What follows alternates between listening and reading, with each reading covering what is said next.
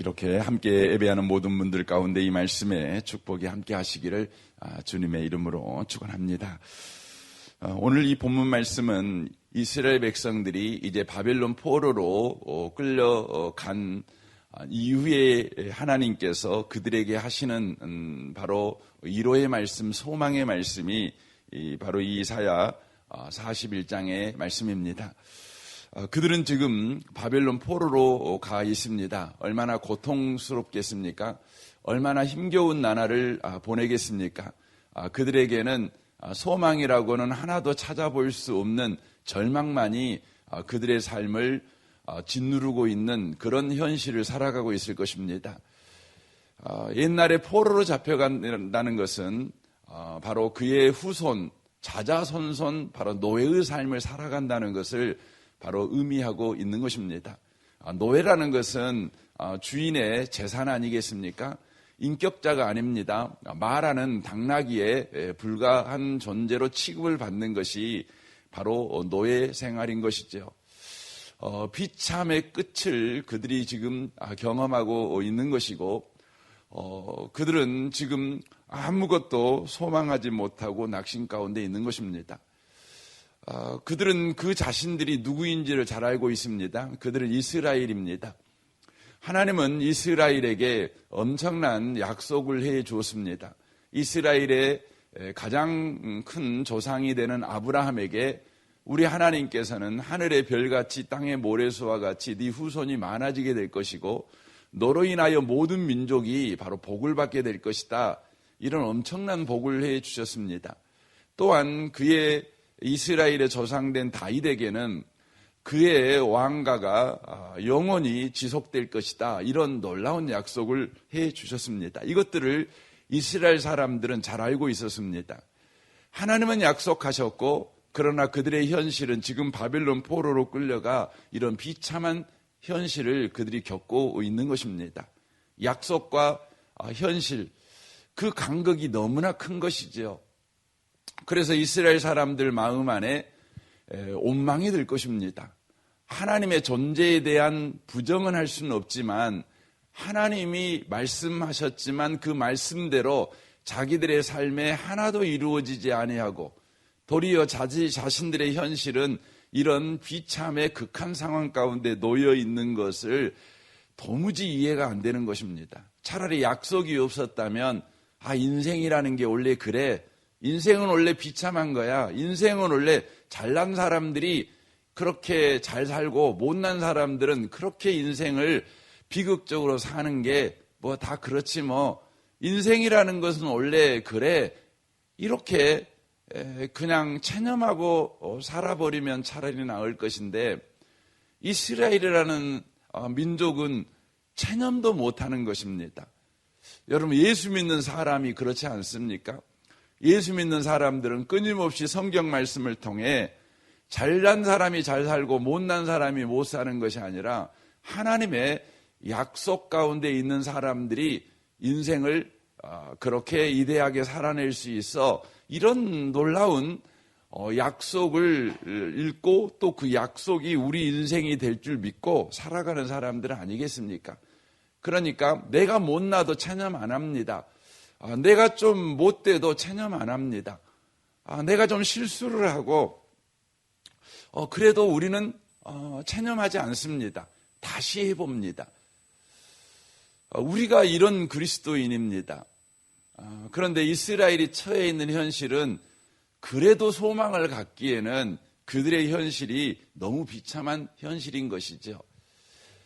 그때 우리 하나님께서 그들 가운데 지금 말씀하고 있는 내용이 오늘 본문의 내용입니다.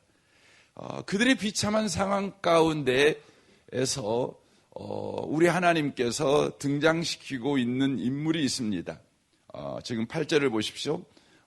그러나 나의 종도 이스라엘아 내가 택한 야곱아 나의 벗 아브라함의 자손아 이렇게 돼 있습니다. 그 비참한 현실 가운데 살고 있는 이스라엘 민족을 하나님께서 뭐라고 부르냐면 이스라엘아 야곱아 이렇게 부르고 있는 것이죠. 그러니까 지금 이스라엘과 야곱을 소환하고 있습니다. 여러분 동일한 인물입니다. 그러니까 야곱을 지금 소환하고 있다고 하는 것이죠. 여러분, 야곱이라는 사람은 97세가 됐을 때 비로소 철이 든 사람입니다. 바로 이스라엘이 된 사람입니다.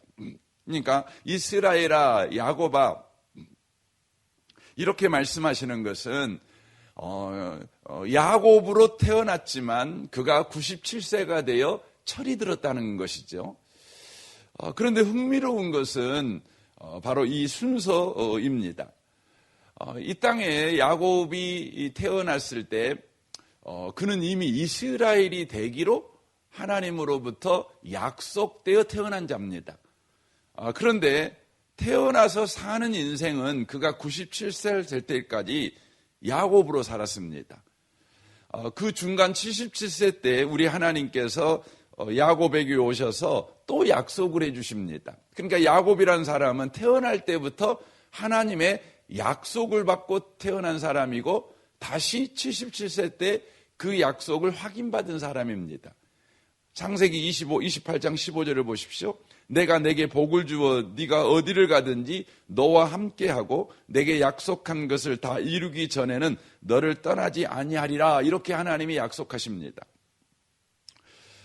그런데 야곱이 하나님께서 내게 약속하셨고 내 인생은 하나님의 손에 지금 붙들려 있다는 것을 알게 된 것은 20년이 지난 이후 약복강에서 곧 97세 때 이것을 알게 됩니다. 그러면 우리에게 이런 질문이 생깁니다. 77세 때 베델에서 이 약속을 주셨고 97세 때 이 약속이 야곱에게 이루어지죠.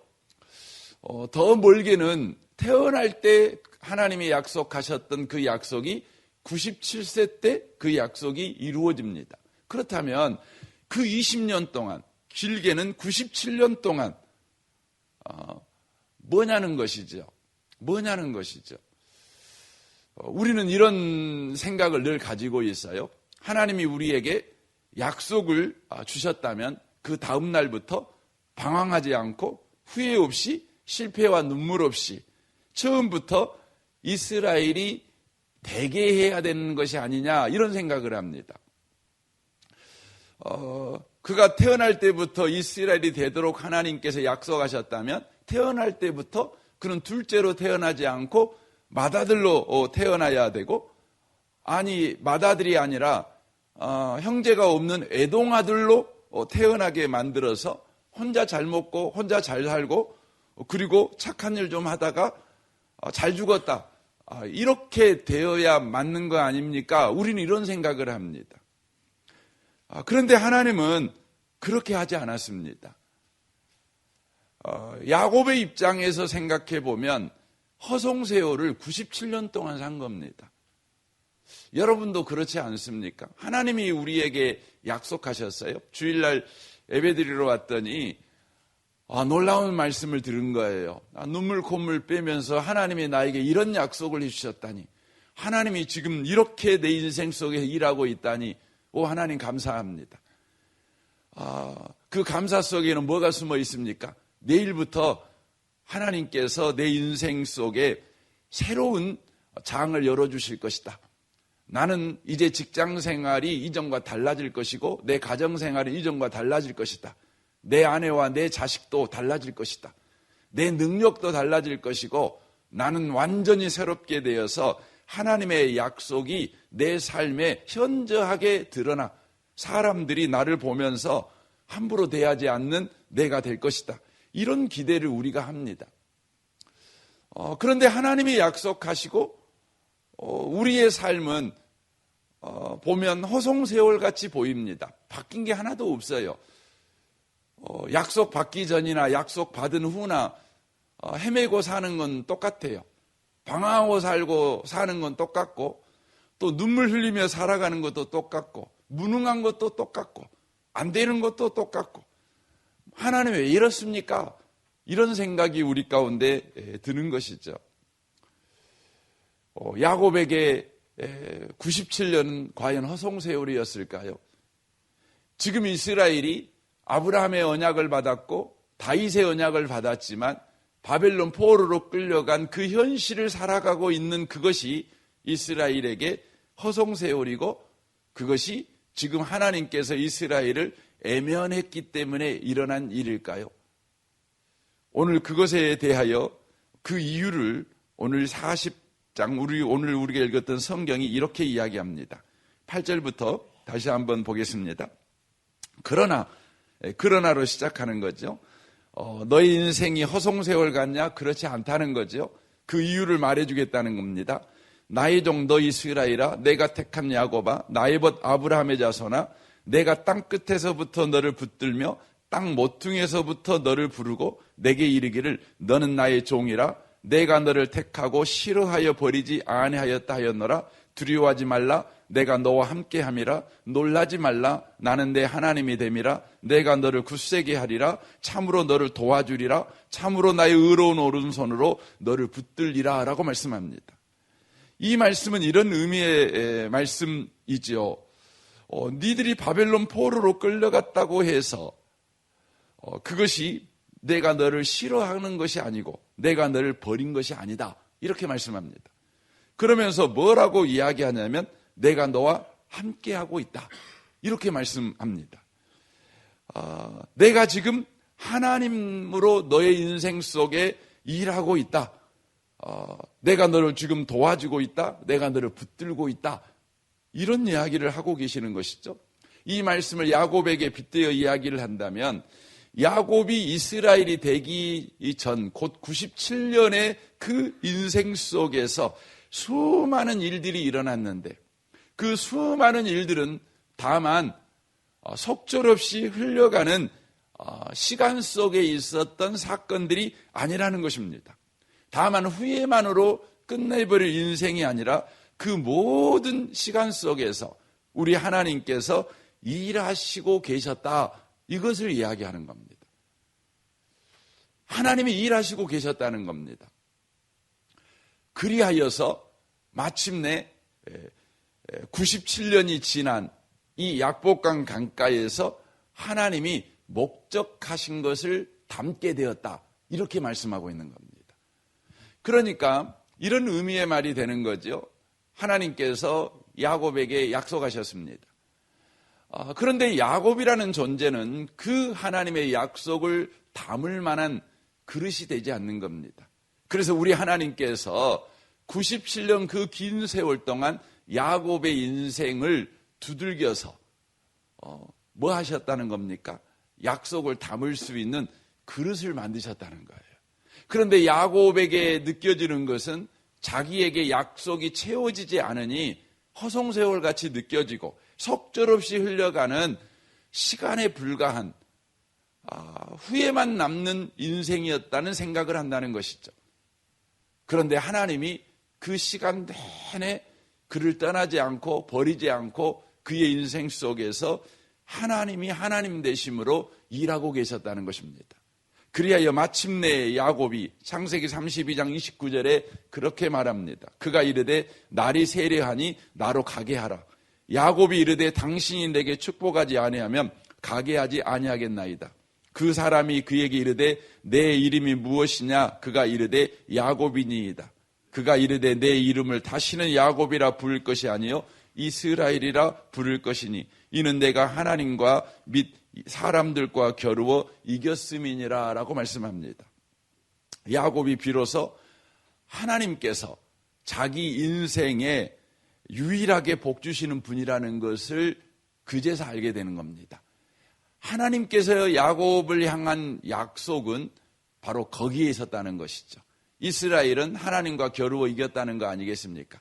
그 말이 무슨 의미의 말입니까? 한마디로 말씀드리면 하나님은 야곱의 아버지시라는 것입니다. 야곱의 아버지시라는 거예요. 야곱이 비로소 깨닫는 것이 뭐냐면 하나님은 내 인생의 아버지셨구나. 이걸 알게 되는 겁니다. 이 아침에 오신 복 있는 성도 여러분, 여러분의 인생은 속절없는 인생이 아닙니다. 허송세월이 아닙니다. 하나님이 여러분의 인생 가운데 함께 계셔서 지금 여러분의 인생 속에서 아주 중요한 일을 하고 계십니다. 그게 뭡니까? 하나님이 저와 여러분의 아버지라는 것을 비로소 알게 하는 것입니다. 내 인생이라는 것이 내 실력으로 사는 것이 아니라, 내 능력으로 사는 것이 아니라, 내 성격으로 사는 것이 아니라 아버지 되신 하나님이 복 주시지 아니하시면 내 인생을 살아낼 수 없는 인생이었다는 것을 비로소 아는 것입니다. 성경 시편 90편에 보면 모세가 등장합니다.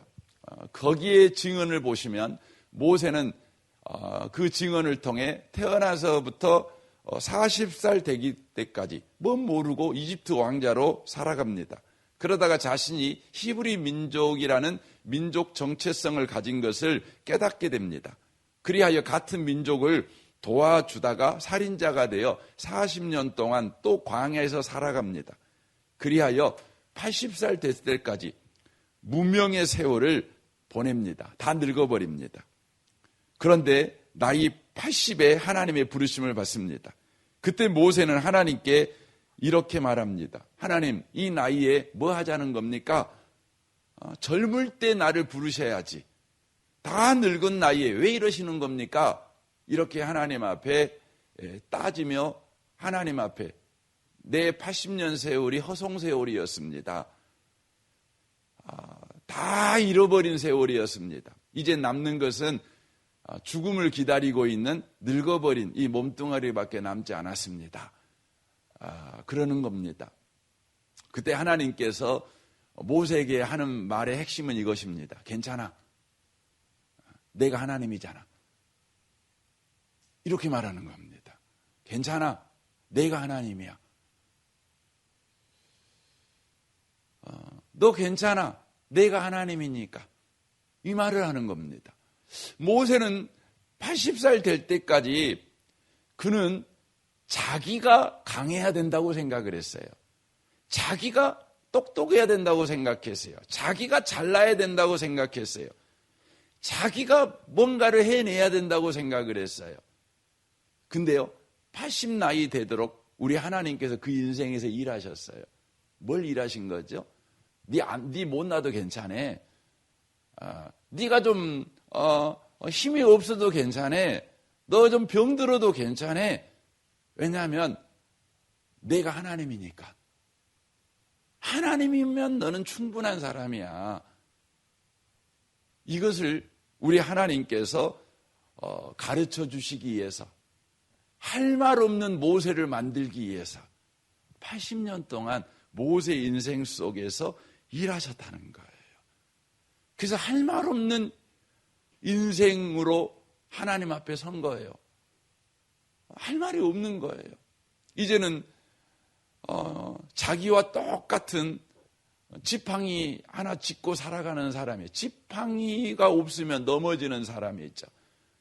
아무것도 아닌 사람이 돼버린 것이에요. 그런데 아무것도 아닌 사람이 되니 비로소 하나님이면 된다는 것을 알게 된 거예요.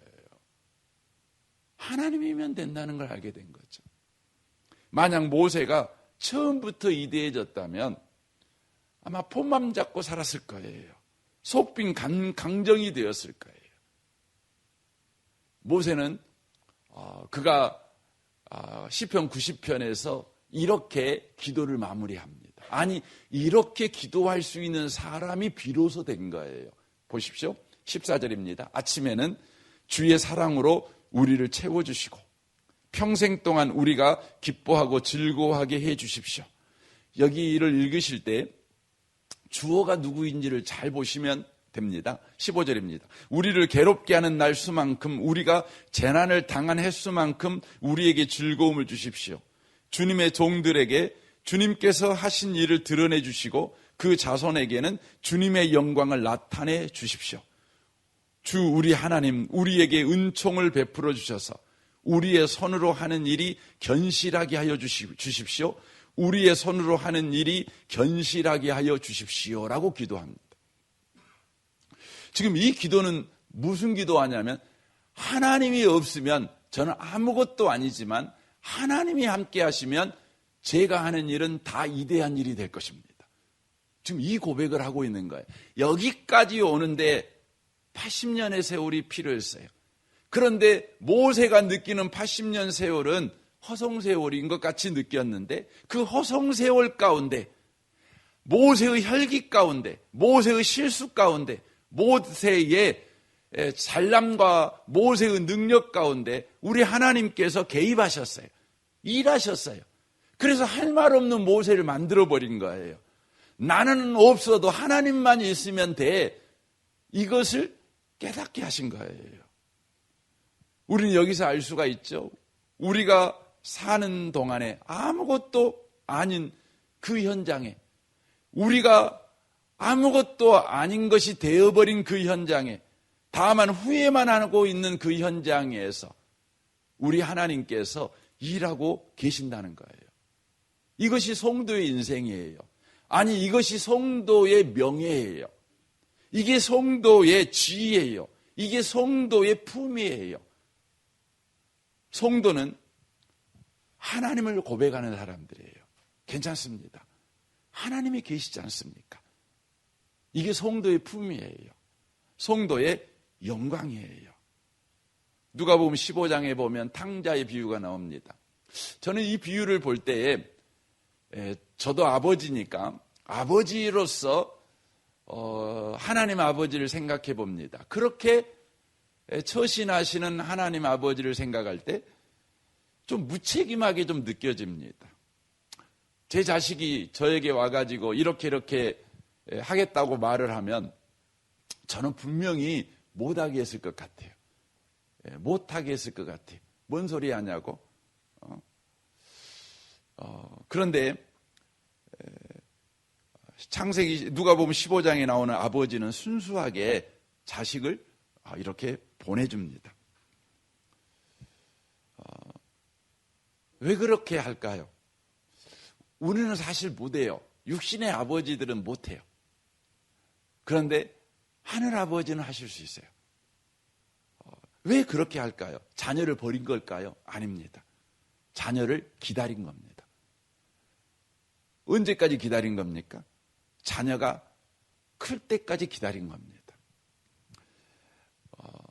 자녀가 철이 들었어요. 여러분, 자녀가 철이 든 게 뭘까요?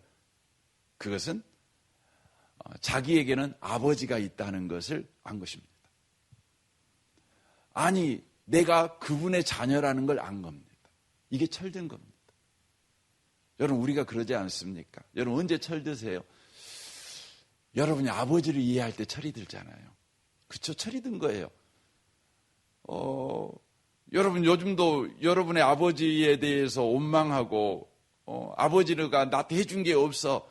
아버지는 늘 지 맘대로 인생 살았어. 이런 그 생각이 여러분 드신가요? 그럼 여러분이 아무리 나이 많이 드셨어도 아직 철이 덜 드신 거죠. 아버지가 이해돼요. 여자분들은 어머니가 이해돼요. 그럼 철든 거예요. 여러분, 누가 보면 15장에 있는 아버지는 무책임한 아버지가 아니라 그 자식이 하나님은 나의 아버지구나. 이것을 알도록 그의 인생 속에 일하신 거예요.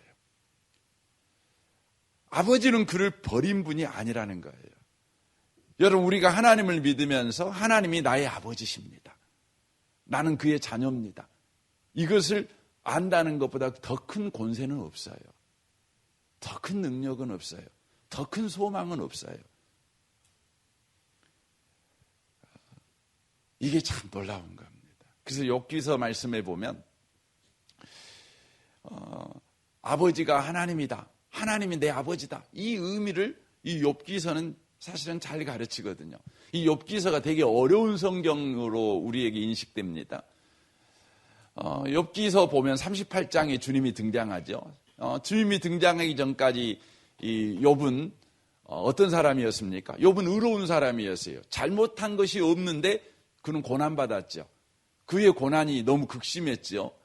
자식도 죽어버리고 마누라도 도망가버리고 재산은 다 약탈당해버리고 자기 몸은 병들어가지고 지금 심각한 질병 가운데 있는 거죠. 그런 와중에 친구들이 와서 말하는 거죠. 니들가 뭐가 잘못했으니까 하나님이 너에게 벌 내린 거야. 욥이 말하는 거죠. 아닙니다. 난 잘못한 지도 없다. 나 죄 안 지었다.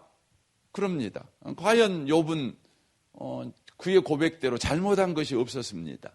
그때 하나님이 등장합니다. 등장하셔서 이렇게 하지요. 욥기 38장 1절입니다.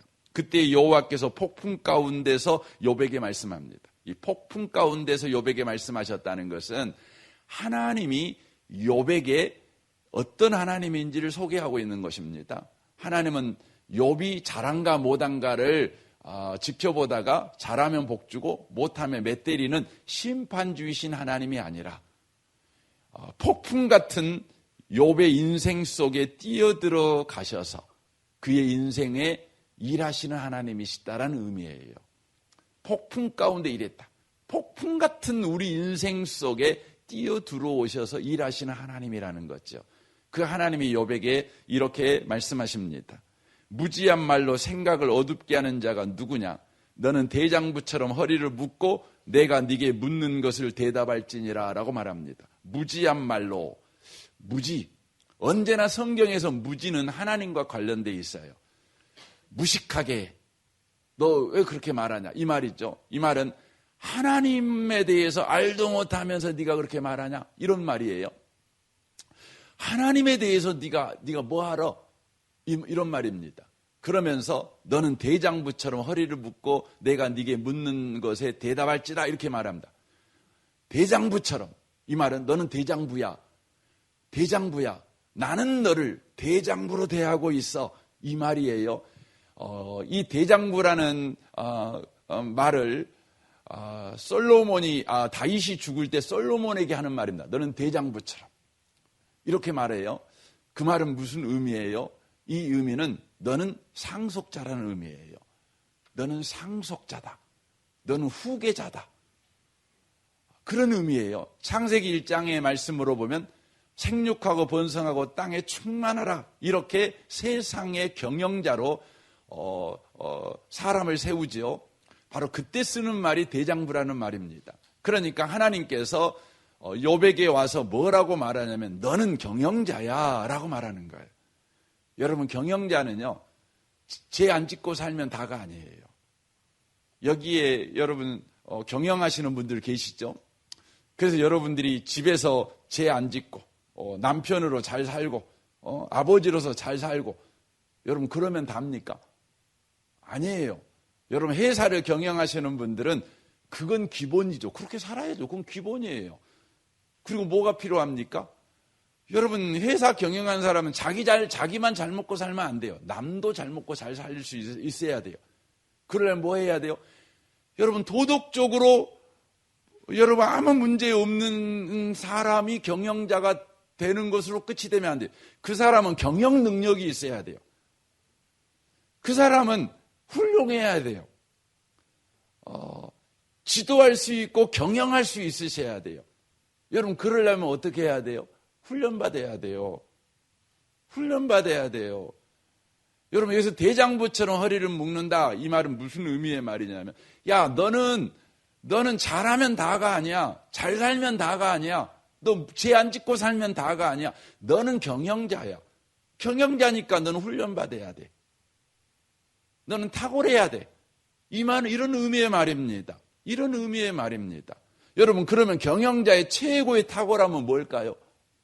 욥이 나중에 고백을 하는 겁니다. 욥기 42장 제가 오늘 조금 더 길게 하겠습니다. 42장 1절에 말합니다. 욥이 여호와께 대답하여 이르되 주께서 못하실 일이 없사오며 무슨 계획이든지 못 이루시는 것이 없는 줄 아오니 무지한 말로 이치를 가르는 자가 누구니까 나는 깨닫지도 못한 일을 말하였고 스스로 알 수도 없고 헤아리지도 어려운 말을 하였나이다.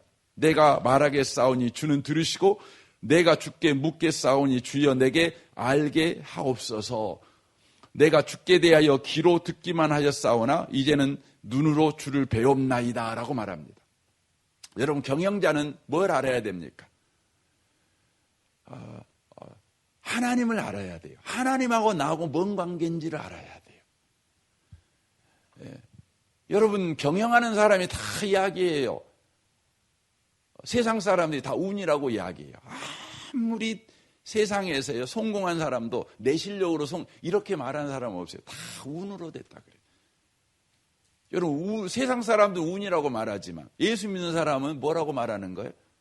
하나님이 하셨다고 말하는 거예요. 여러분, 큰 부자는 다 하늘에서 낸다고 그러잖아요. 이건 뭐 안 믿는 사람이나 믿는 사람이나 다 이구동성으로 동의하는 말입니다. 여러분, 하나님이 복 주시지 않으면 안 되는 겁니다. 그러므로 여러분, 하나님이 누군지 알아야죠. 바로 나와 하나님이 어떤 관계인지를 알아야죠. 욥이 비로소 알아요. 뭘 압니까? 나는 하나님께 질문하는 자고 하나님은 나에게 대답하시는 분이라는 거예요. 이걸 압니다. 그러면서 그가 말하면 내가 귀로만 들었는데 이제 눈으로 보았습니다. 여러분, 이 말을 잘 이해하려면 장님 코끼리 만지기라는 말이 있잖아요. 여러분, 장님은 코끼리를 만지면 코끼리를 뭐라고 말합니까? 기둥이라고 말하죠. 다리를 만져보고 기둥이라고 말하죠. 귀를 만져보고 거대한 부채다 이렇게 말하겠죠. 배를 만져보면서는 벽이에요, 벽. 코끼리는 벽이에요 이렇게 말하겠죠. 여러분, 눈 감은 사람이 다리며 뭐 기둥이며 부채며 벽입니다 이렇게 말하는 걸 보면 여러분, 눈 뜬 사람들은 그걸 보고 우습겠죠. 여러분, 눈 뜬 사람들은 코끼리를 뭘로 보죠? 그냥 코끼리로 봐요. 여러분, 하나님을 눈으로 보는 사람은 그냥 하나님으로 봐요. 눈 뜬 사람은 하나님을 아버지로 봐요. 욥이 비로소 알았어요. 여러분, 어렸을 때 그러잖아요. 여러분, 옆집 아저씨한테 이거 뭐예요? 물어보면 옆집 아저씨가 가르쳐 주겠죠. 2번 물어봐요. 10번 물어봐요. 100번 물어봐요. 그럼 옆집 아저씨가 뭐라 그랬어요? 모르겠어요? 귀찮아해요. 대답 안 해줘요. 근데요, 여러분, 물어보면 또 대답해주고, 물어보면 또 대답해주고, 물어보면 또 대답해주고, 물어보면 또 대답해주고, 100번 물어보면 100번 대답해주고, 1000번 물어보면 1000번 대답해주고. 누구예요? 자식은 안 해요. 여러분, 늙은 부모가 이제 기억력도 안 좋은데 자식한테 물어보면 그 자식은 뭐라 그래요? 몇 번 대답하다가 귀찮아하지요. 그런데요, 아버지는 안 그래요. 아버지는 대답해줘요. 이거 뭐다? 이거 왜 보다? 계속 대답해줘요. 그러니까 욥이 비로소 뭘 한 거예요? 하나님은 내 아버지구나. 이걸 한 거예요. 대장부는 세상의 경영자는 뭘 알아야 돼요? 세상의 생사화복을 주장하신 하나님이 내 아버지구나. 이걸 알아야 돼요. 이걸 아는 기간이 저와 여러분에게 허송세월하는 기간같이 느껴져요. 우리에게는 속절없이 흘러가는 시간같이 느껴져요. 오늘도 우리는 용쓰고 살지요. 내 힘으로 살 것 같으니까. 여러분, 힘 빠지는데 허송세월이 필요한 거예요. 속절없이 지나가는 시간이 필요한 거예요. 울며 불며 후회하는 시간이 필요한 겁니다. 사랑하는 성도 여러분, 우리 주님은 오늘 우리 가운데 일하십니다. 여러분, 속절없이 세월이 흘러간다고 걱정하지 마십시오. 우리 10절 우리 같이 읽고 마치겠습니다. 두려워하지 말라. 내가 너와 함께함이라. 놀라지 말라. 나는 내 하나님이 됨이라. 내가 너를 굳세게 하리라. 참으로 너를 도와주리라. 참으로 나의 의로운 오른손으로 너를 붙들리라. 오늘도 주님이 일하십니다. 속히 주님이 아버지시라는 걸 여러분과 제가 온몸으로 고백하는 그날이 왔으면 좋겠습니다. 우리 아버지는, 하나님은 아버지십니다. 우리 같이 이 시간 기도하기를 원합니다. 오늘 말씀을 우리 생각하며 이 아침에 기도했으면 좋겠습니다. 주님, 속절없이 흘러가는 시간,